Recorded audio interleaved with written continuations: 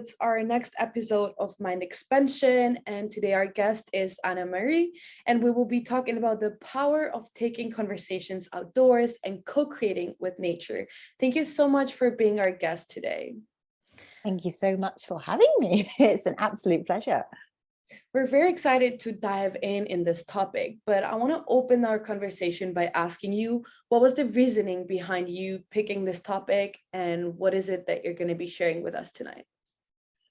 So it very much harks back to my backstory and my life experience. And I think when it comes to something that we love and have a big passion for, it very much goes back to our childhood, and that's very much the case for me.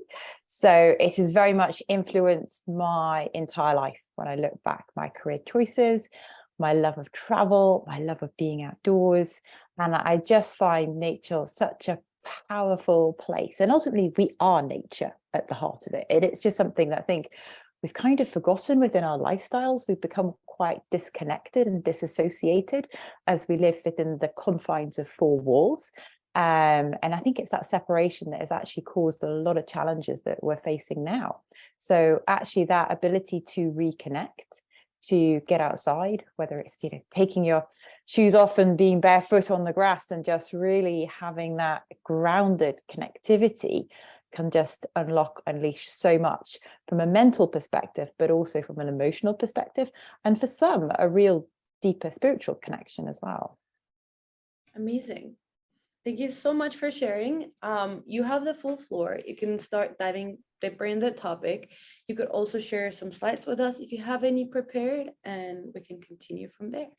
Perfect. Thank you so much. Yeah, I will share. I've just got a couple of slides, but they're really just to kind of signpost a few ideas, and also just a couple of pictures to bring my story to life a little bit more. And this is very much my backstory, and what is it that has really encouraged me to step outdoors, to co-create with nature, and to really connect with the wider ecology that surrounds us instead of being kind of confined in a box. And in a way, I trace this back to my very young childhood. And you'll see on the screen there's a picture of a very tiny child in a Phoenix plastic bag outdoors. And this is actually taken in Norway. I was 3 months old, and that is the edge of a glacier. And my grandparents were horrified at the thought of my parents taking me away, being so young. And in a way, I mean, I don't have any memory of it, clearly. Though I think on some level, this love of being outdoors and just being happy there and content as a baby, there's a part that is still really, really ingrained in me. And I remember as a child as well being in school and just feeling very confined, sat down in a desk just waiting for the bell to ring so I could go out at break to play, or hopefully the end of the day when I could go out to explore. And I'm sure some people listening in may have similar feelings of being kind of quite trapped and claustrophobic within the school environment. And this very much, I never wanted to have a job that involved being at a desk all day. And that was why the army caught my attention. It was that opportunity to travel, to do something different, and actually to be outside. So I commissioned into the Royal Logistics Corps. I spent 9 years in the British Army, and had the opportunity to travel to some far-flung sandy places, which I'm probably sure that most of you have heard about from the news. And that, very much formed the foundations of my coaching career. It was very much about having conversations. It was about listening. It was about asking questions, and actually working with my soldiers. For them, their safe place was outside on the vehicle park. It wasn't inside in the office. And let's be honest, I didn't really enjoy being in the office either. So it was very much about being outdoors. And when I left the army, I still wasn't entirely sure what I wanted to do. I moved into the leadership and development world and started to specialize as a coach. And I found that all the training was indoors, sat down. And again, it was like being back at school again. And every opportunity I'd, ask my peer coaches, let's go for a walk. Let's at least look out the window. And at that point, it was this just unconscious pull that was where I felt safe. That was there I could, have my creative thinking. That was where actually I felt, just happy. And again, this is so separate from the business world. When we think the careers and the jobs that are roles that are available to us now, it's very much, it's indoors, it's sat down, we're trying to computer for hours and hours on end. So I was in this real kind of position of conflict where, I loved leadership and development, I loved being a coach, but it was totally against like my values of being outside and connecting to nature. And there weren't many people practicing in the outdoors, or not many people even within the business world value going outside for a walk, and maybe having walking meetings or taking performance conversations outdoors. And there's this dynamic of being, side by side. It really shifts things up. It's so different being across a desk and looking at somebody.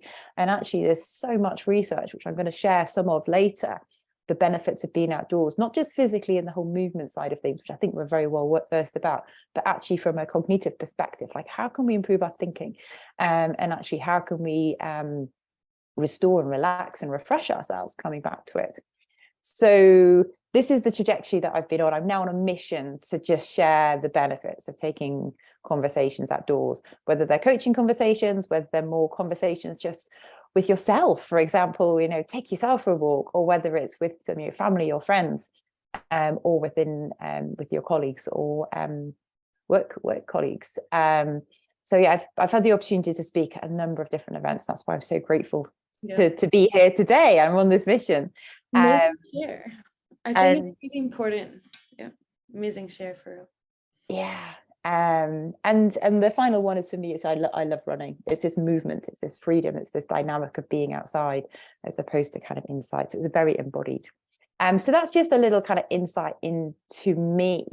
And what I really want to do is just pose a question to you, because it's our memories that really shape our reality in the present moment. Yeah. So, the invitation is there. What's your earliest memory of being outdoors? Where is it? What do you remember? What do you see? Probably a park. The thing is, I don't really see visually my memories. I don't think visually, but I remember like the one encounter of like me and my brother were always going to the parks with my parents when I was younger. And that's like sort of my first memory. It's a mix of like something I remember happened with mixed of something my parents have told me that happened with the like evidence of pictures. But I feel like it's a park and I'm wearing old jeans outfit with my brother and we're just walking around. But that's like my earliest memory of being outdoors. And what feelings come up as you review that memory? Freshness, calmness, and then just, I don't know, some sort of energy. I think energy. And it's the same for me when I go in the nature and go outside now. Like I feel calm, I feel refreshed, and I feel like I have more energy than before. I love it. Thank you for sharing. And that's such a perfect example. And I hope that people kind of watching, that you've been able to time travel and transport yourself back to your earliest memory. And actually, what does that evoke? And, I do understand for some people that they may not have memories like that. For some, it can be quite an unknown place. If you've not had that exposure at a young age, it can be quite a scary place. So it's the outdoors is, and I think for me, that's part of the excitement as well, is that it's a very dynamic environment. By stepping outside of four walls, you don't know what's going to happen. Who are you going to meet? What are you going to see? What are you going to hear? And actually that novelty is something as human beings we all seek, we all enjoy, we're all inspired by it. So actually just opening yourself up and just wandering. And I get it that a lot of you probably live in an urban area, though actually within an urban area, there's a lot of nature. Nature is all around us. We just have to tune into it and see. So there's that invitation for when you head outdoors next is what nature can you see, and just really hone into it. Beautiful. So I know some people love the science behind it. And a lot of this, talking to some people, it's common sense. You just intuitively know it. And when we look back over thousands of years and back to the ancient Greeks and the Celts, this was a part of our heritage. We just knew it. It was embodied within our DNA. And yes, there's been a huge shift in the way that we live our lives now in this kind of mass urbanization. And actually everything is science-based. What does the research say? And this is when the research actually really comes into its own and starts to prove that what we've kind of known at some level is actually true. And there's a list on the screen. I'm just going to touch on a couple because I'm kind of slightly conscious of time. Though I just really want to kind of share some of the key ones, particularly around kind of mindset and what can you do. So the first one is attention restoration theory. And I think for us, when we are so focused, and it's a very hard focus looking at computer screens, it's very much, it's one directional. And I'm sure we've all experienced, Zoom fatigue, back-to-back meetings, how we feel at the end of the day. And actually, this is where being immersed in nature or going out into nature can be really restorative. And this is what I loved about your story when you talked about going to the park and the energy, kind of the change in feeling around it, what kind of came through. So this was some research done back actually in the 80s by the Kaplans. They were psychologists, and they did a number of research around that actually when people were in nature, there was this shift in cognitive state. So it went from actually people started, you felt that your head was clearer. You could maybe concentrate a little bit more. Then actually this mental fatigue started to dissipate. And this idea of soft fascination, not looking hard at something, but just really being absorbed by the environment and held by it, was far more gentle. And when you're immersed in that, there's this interest in a different way of being very one directional. And actually that is then what enables you to kind of reflect and to feel restored. And actually, when we think about our jobs, a lot of us are knowledge workers. Our brains are our private asset, and we really want our brain to relax and to be refreshed. But if we're just super focused all the time, that isn't possible. And that really stifles our creativity as well. How can we come up with innovative ideas? How can we problem solve if we're constantly tuned on and focused? So actually, by being in nature just enables us to just let go and see what emerges, because it's in the gaps that things then emerge. So that's just one of the theories around it. And then the other one I always like to mention, and I'm sure people will have heard of again, is forest bathing, or Shinin Yuko, which comes from Japan. And again, they've been doing research since the 70s and the 80s. It's just taken a while to be translated and to trickle through onto the global stage. And this is very much based on the work of Dr. King Lee. And he has this very much about being present in nature, being mindful, tuning into our senses, and actually seeing what emerges really then. And whether there is some element of sound coming in as well, because soundscapes, they have this real nature to calm and ground us, particularly bird song. And if you've heard like birds the tweetering away in the background, they really kind of shift your state. Yeah, so that's just a couple. I don't know whether you've heard of the rest on the screen or your kind of association with any of these at all, or anything that might pique your interest. I haven't really heard of the names of the theories before, so very insightful. Cool. Yeah, no, thank you. I mean, I could touch on them a little bit more with time, or I can move on. I think we're a bit limited in time, but okay, cool. Yeah, I will skip on to, because that's the theory, and clearly put any of them into Google and information will come up. And I've got a website later that's got a lot of the research kind of consolidated, if that's something that you're interested in checking out. So ultimately, so what? Like, I really want this to be practical for you to kind of take away. So as someone who's kind of watching in, well, how can I apply this into my life? Like, what can I actually do? How can I be more creative in my thinking by using nature? And again, there's a number of different ideas. I'm just going to select a couple. And the top one, liminal spaces, is my favorite. Like, liminal spaces, that period of transition, is where creativity lies.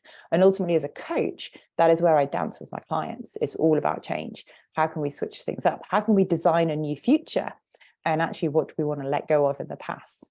So this liminal space, whether it is in an urban area, it's the edges. So it's that maybe division point between the urban area and the countryside. It may be the beach, that place between the land and the sea. It's something where things are uncertain. You don't know what's going to happen. And actually there's that energy, there's that excitement, there's that nervousness, that apprehension, but actually there's a lot that can kind of come through there. And then another one, I think, which is quite interesting that we've fallen out of sync with, is natural cycles. So whether that's our annual cycles, and very much when we look at, we're going into spring, it's all about regrowth and birth, and then we're going to be coming into summer where everything's flourishing, and then autumn things suddenly start to kind of die back a bit, and then winter comes and it's all about death. And actually that happens in our lives with a project, with relationships, with ourselves. So just being in nature and acknowledging that and grounding ourselves to that can just be really, really liberating as well. And just one more, this idea around mindfulness. And again, mindfulness has been a massive big trend in its own right. Having this idea of a sit spot, visiting one place. Often, and myself included, I love to travel, and that newness and that curiosity, but actually how can we maybe rediscover that on our doorstep, just in one place that is just around the corner, and notice the change in that as it moves through.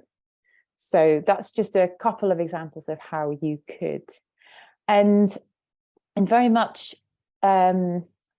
this, these are my contact details. I also just want to offer some resources. I don't know whether they can get shared at the same time as well.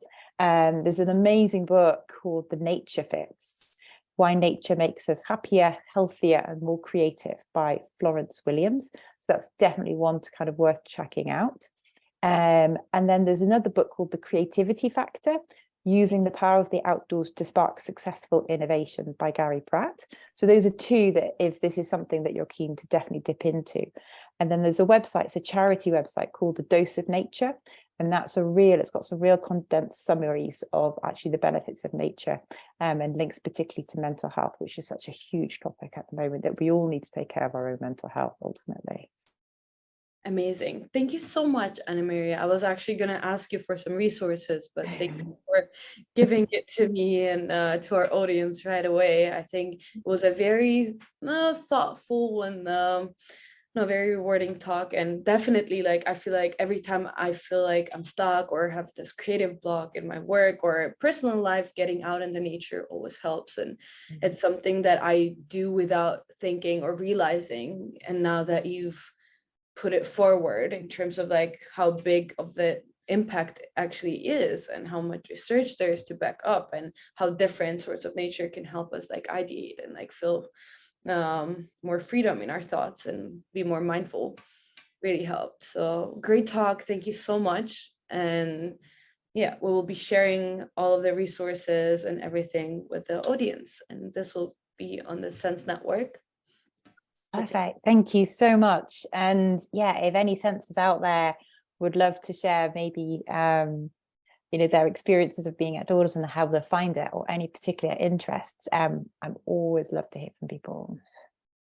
Thank you so much for being here today and talking to me. Really great topic, very insightful as well, and really interesting. And I'm sure our audience will love it. Thank you. It's been a real pleasure. But take care. Bye. Bye-bye.